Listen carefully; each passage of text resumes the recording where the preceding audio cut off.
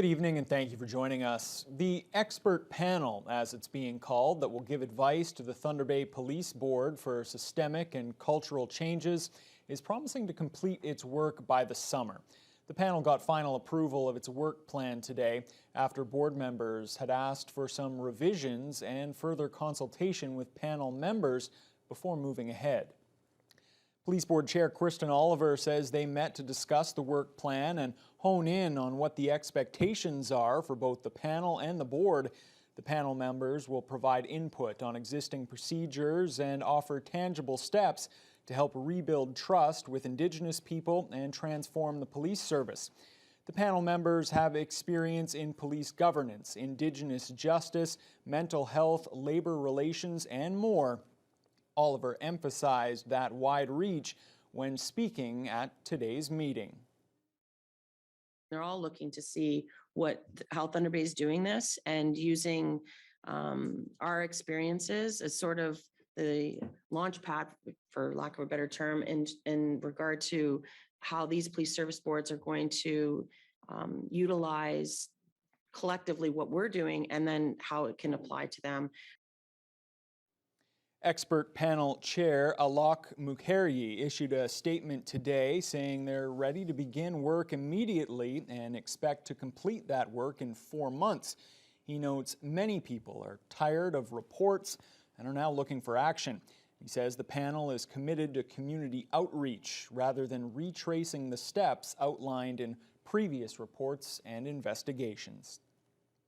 After 2 years of virtual city council meetings, council chambers reopened to the public last night at City Hall. Residents returned to the gallery to watch councillors debate new ambulances, bylaw enforcement, a living wage, and more. Vasilios Bellows was there. The meeting certainly had a different feel, with the public able to attend and the majority of councillors in the chamber as well. One of the decisions of note saw council vote against the city joining the living wage campaign, after administration recommended not going ahead with the program. All full-time staff already make above living wage, and the campaign would have mostly affected student or part-time workers. Councillor Brian McKinnon was concerned that other municipalities have not been taking the same initiative.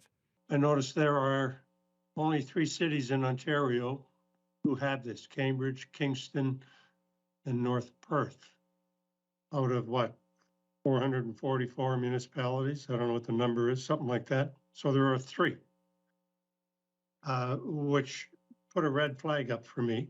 If the city did join the campaign, it would have had no immediate financial impact, but administration stressed that it would be costly down the road. There is no scenario in this process that does not have financial implications for the city of Thunder Bay. No matter what we do, we must commit at some point and have a plan to commit at some point, and that will have financial implications. Currently, the city employs just under 300 people who make below the $16.30 living wage mark, but they are all part-time, seasonal, or on-call workers. Another significant decision saw council direct administration to proceed with the new Municipal Enforcement Services Division, which carries out bylaw enforcement across the city. This restructuring would see an expansion of working hours, allowing for greater response to complaints. Provides for officers on 10-hour shifts with a 1-hour scheduled break. So it would be in a total 11 hours that we can flex from 8:30 in the morning till midnight. And that will accommodate all of our seasonal needs or project needs throughout the year, 7 days a week. During the meeting, councillors also unanimously voted in favor of proceeding with the purchase of 4 new Superior North EMS vehicles. The vehicles themselves will cost $760,000, with other costs for equipment required to outfit each ambulance. Vasilios Bellows, TBT News. The union representing local paramedics says its members are well past the burnout stage. In a letter to senior management that's been obtained by TBT News, Superior North EMS is likened to a dumpster fire. The union says the service is understaffed and insists leadership isn't doing enough to help exhausted paramedics. Corey Nordstrom has that story. We've made it very clear to our senior admin that our ambulance service now is, we're beyond broken. Our paramedics are broken and our service is broken. Rob Moquin and Kyle Stamler from Unifor Local 3911 represent 120 paramedics at Superior North EMS. 120 paramedics that gravely need assistance, with 16-hour shifts no longer a rarity and overtime a regular necessity. Without adequate rest or breaks, like our members are truly breaking. There's overtime is through the roof. We have members that are doing 8 and 10 shifts in a 12-day window. The pandemic has caused the service's utilization rate to rise to 100%, meaning that paramedics are busy non-stop while on duty. The union also believes it has exacerbated some long-standing issues, including those with senior management. We've watched our senior admin continuously take compressed weeks as far as their schedules are concerned, long weekends all the time, not being there when we felt they should have been there. In their eyes, Superior North EMS is understaffed by at least 25%. We don't really have 120,000 people here that use our services. We have probably 160,000 people using ambulance services. So we're staffed for a city of 90,000 probably, but we have almost double that using our services. And efforts to retain and recruit paramedics aren't strong enough, with many even finding work with local police and fire services. Across Superior North EMS, we are seeing staff leave for other services, allied agencies. Paramedics are simply burnt out. When we're working at a 100% utilization rate, it's difficult to want to stay in the job when we know we can go somewhere else for better benefit, better wage, and better schedules. Leadership at Superior North EMS declined an opportunity to speak about the letter or its contents. Corey Nordstrom, TBT News. Well, there is some good news at the Regional Health Sciences Center. The hospital has lowered its internal pandemic response level from gray lockdown to red control. The move was made due to a decline in cases. There are now 25 COVID-19 patients being treated at the facility, down from 28 yesterday, and the number of ICU patients fell from 9 to 7. The hospital's occupancy rate has dipped below 100%, and the occupancy rate in intensive care is below 91%. Last week's vaccination numbers across the Thunder Bay District looked nearly identical to the week before.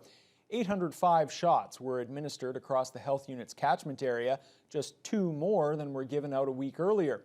According to the Ministry of Health, nearly 90% of people in the district aged 5 and up have gotten at least 1 shot, while more than 85% have received 2 doses.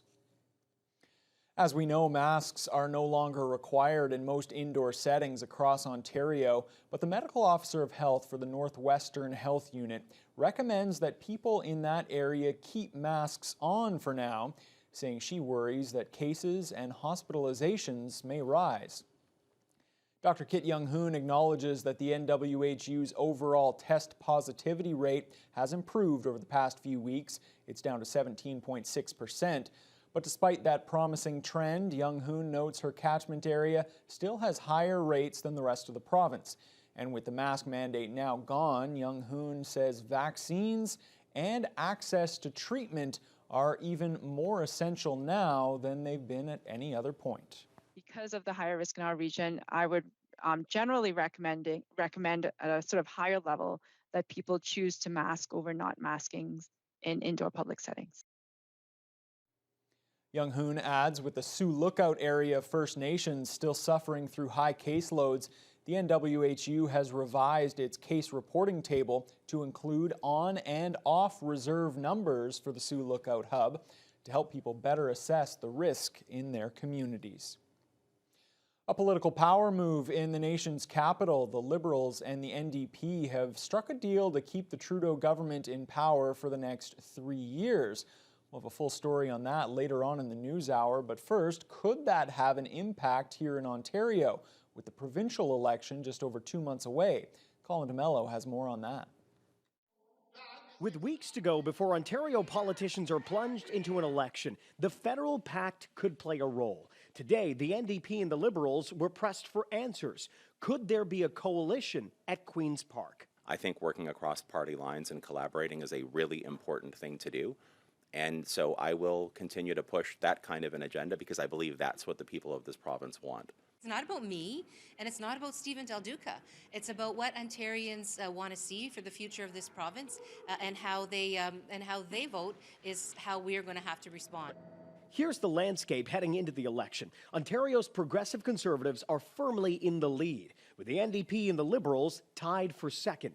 If Doug Ford doesn't win another majority government, opposition parties have already hinted they'd be willing to work it out. I've been very clear that I will not support Doug Ford's anti-climate, anti-environmental agenda, but I've also been clear that I'm able to collaborate with other parties.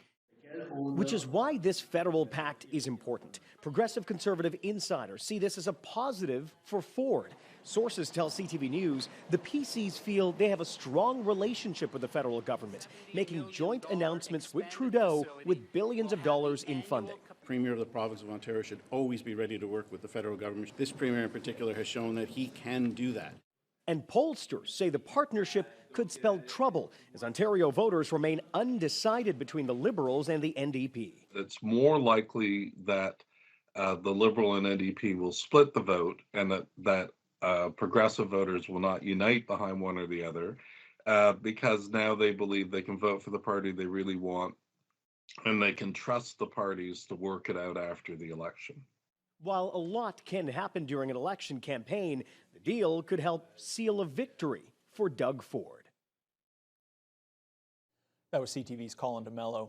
A local man faces charges for allegedly throwing a glass bottle full of ink at a pair of protesters. It happened last Thursday afternoon in front of MP Patty Haidu's constituency office. City police say the victim sustained minor injuries. The suspect was arrested at a home on the city's north side. The 26-year-old man has been charged with 2 counts of assault with a weapon. He's been released from custody until his next court appearance. Highway 11 in Greenstone was closed for about 5 hours today after a serious collision between 2 transport trucks.